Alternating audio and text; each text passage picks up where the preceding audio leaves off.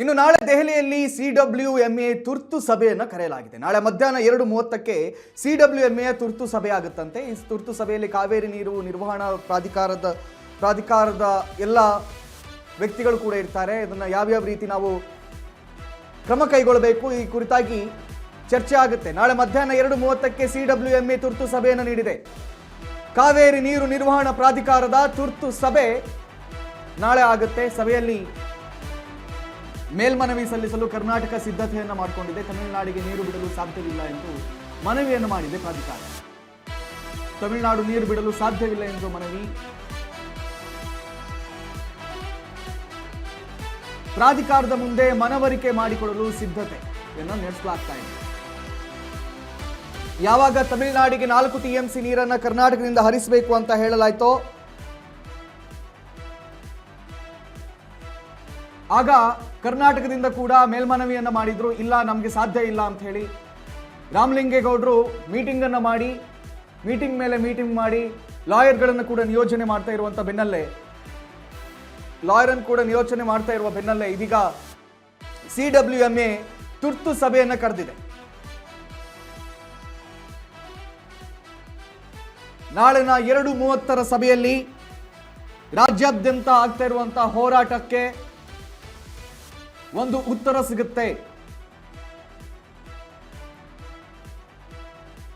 ಸಿಗುತ್ತೆ. ಏನೇನ್ ಆಗುತ್ತೆ, ಏನೇನ್ ಆಗಲ್ಲ, ಎಷ್ಟು ನೀರು ಹರಿಸಬೇಕು, ಇದೆಲ್ಲವೂ ಕೂಡ ನಾಳಿನ ಮೀಟಿಂಗ್ ಬಳಿಕ ಗೊತ್ತಾಗುತ್ತೆ. ಬಹುಶಃ ಎಲ್ಲೋ ಒಂದ್ ಕಡೆ ಇಲ್ಲಿ CWMA ಅರ್ಜೆಂಟ್ ಮಾಡ್ತಾ ಅನ್ನುವಂಥ ಪ್ರಶ್ನೆ.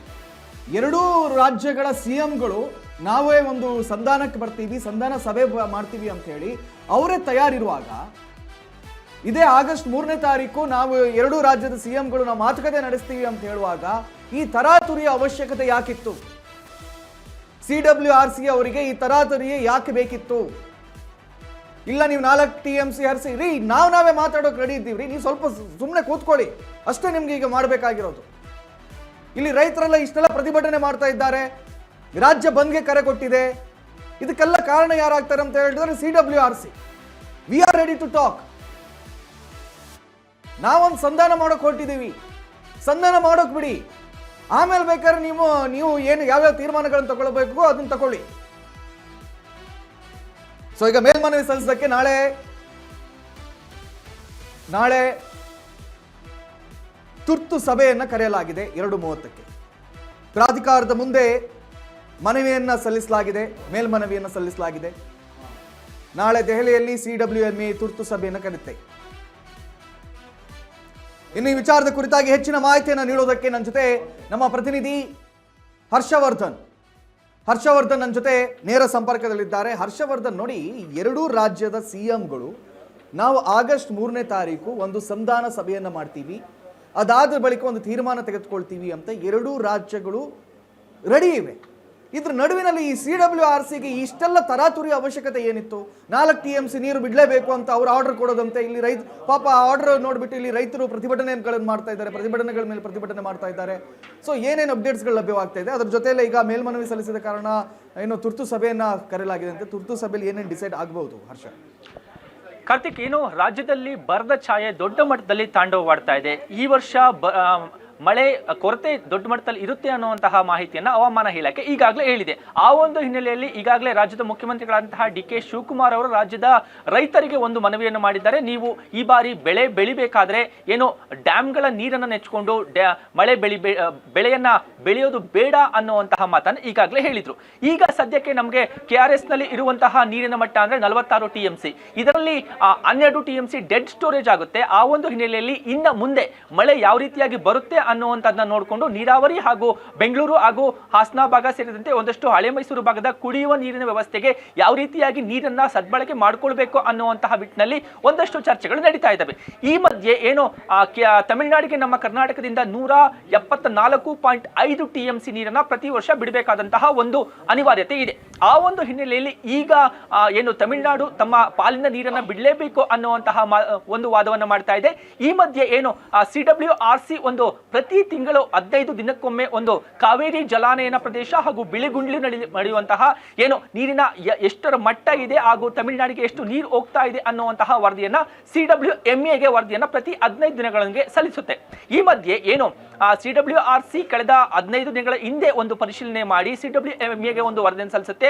ಅದರ ಆಧಾರದ ಮೇಲೆ CWMA ಕೊಟ್ಟಂತಹ ಆದೇಶದ ಮೇಲೆ CWRC ಏನು ಪ್ರತಿದಿನ 3,500 ಕ್ಯೂಸೆಕ್ಸ್ ನೀರನ್ನ ತಮಿಳುನಾಡಿಗೆ 15 ದಿನಗಳ ಕಾಲ ಹರಿಸಬೇಕು ಅನ್ನುವಂತಹ ಒಂದು ತರಾತುರಿಯ ಆದೇಶವನ್ನ ಮಾಡಿದೆ.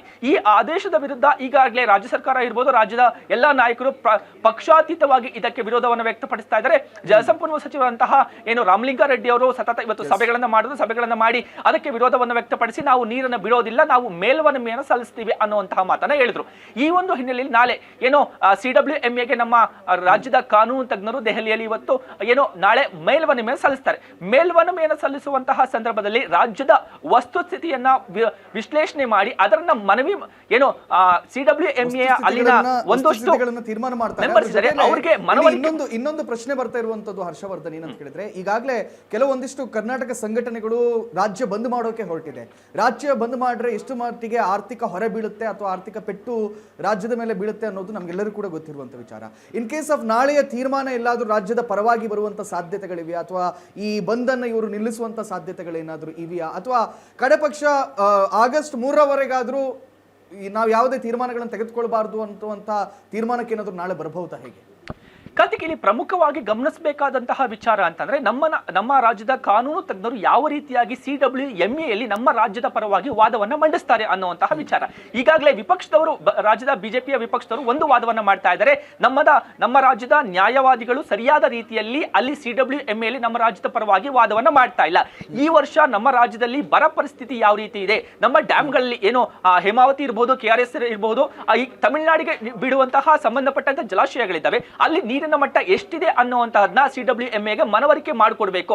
ಅದನ್ನ ಸರಿಯಾದ ರೀತಿಯಲ್ಲಿ ರಾಜ್ಯ ಸರ್ಕಾರ ಆಗ್ಲಿ ಅಥವಾ ನಮ್ಮ ಕಾನೂನು ತಜ್ಞರಾಗ್ಲಿ ಅಲ್ಲಿ ಮನವರಿಕೆ ಮಾಡಿಕೊಟ್ಟಿಲ್ಲ ಅನ್ನುವಂತಹ ಒಂದು ಆರೋಪವನ್ನ ಮಾಡ್ತಾ ಇದ್ದಾರೆ. ಅದೇ ರೀತಿಯಾಗಿ ತಮಿಳುನಾಡು ವತಿಯಿಂದ ಅಲ್ಲಿ ವಾದ ಮಾಡುವಂತಹ ಒಂದು ನ್ಯಾಯವಾದಿಗಳು ಒಂದು ರೀತಿಯಾದಂತಹ ಅವರಿಗೆ ಏನು ಅಭಾವ ಇದೆ, ಅವರು ತಮಿಳುನಾಡಲ್ಲೂ ನೀರಿನ ಅಭಾವ ಇದೆ, ಬರ ಇದೆ ಅನ್ನುವಂತಹ ವಿಚಾರವನ್ನ ಮಂಡನೆ ಮಾಡ್ತಾ ಇದ್ದಾರೆ. ನಮ್ಮ ಪಾಲಿಗೆ ಏನು 176.5 TMC ನೀರು ಬೇಕು, ಅದನ್ನ ಸುಸೂತ್ರವಾಗಿ ಕೊಡಿ ಅನ್ನುವಂತಹ ಮಾತನ್ನ ಹೇಳ್ತಾರೆ. ಆದ್ರೆ ನಮ್ಮ ರಾಜ್ಯದ ನ್ಯಾಯವಾದಿಗಳು ಹೇಳ್ತಿರುವಂತಹ ಮಾತು ಅಂತಂದ್ರೆ ಕಳೆದ ವರ್ಷ ಏನು 326 TMCಗೂ ಹೆಚ್ಚು ನೀರನ್ನ ಬಿಟ್ಟಿದ್ದೇವೆ. ಅಂದ್ರೆ ಈ ವರ್ಷ ಬಿಡಬೇಕಾದಂತಹ ನೀರನ್ನ ಕಳೆದ ವರ್ಷವೇ ಹೆಚ್ಚುವರಿಯಾಗಿ ಬಿಟ್ಟಿದ್ದೇವೆ.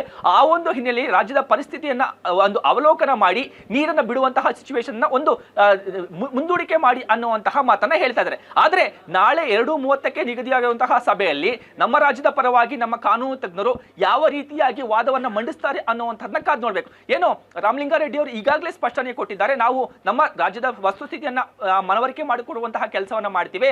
ಅವರು ಏನು CWMA ಏನು ಕಾನೂನು ತಜ್ಞರಿದ್ದಾರೆ, ಅವರು ಇದನ್ನ ವಸ್ತುಸ್ಥಿತಿಯನ್ನ ಪರಿಶೀಲನೆ ಮಾಡಿ ನಮ್ಮ ರಾಜ್ಯಕ್ಕೆ ಆಗ್ತಿರುವಂತಹ ಅನ್ಯಾಯವನ್ನ ಗಮನಿಸಿ ಏನು ಅವರು ಕೊಟ್ಟಂತಹ ಆದೇಶವನ್ನ ಹಿಂಪಡಿಬೇಕು ಅನ್ನುವಂತಹ ಮಾತನ್ನ ಹೇಳ್ತಾ ಇದ್ದಾರೆ.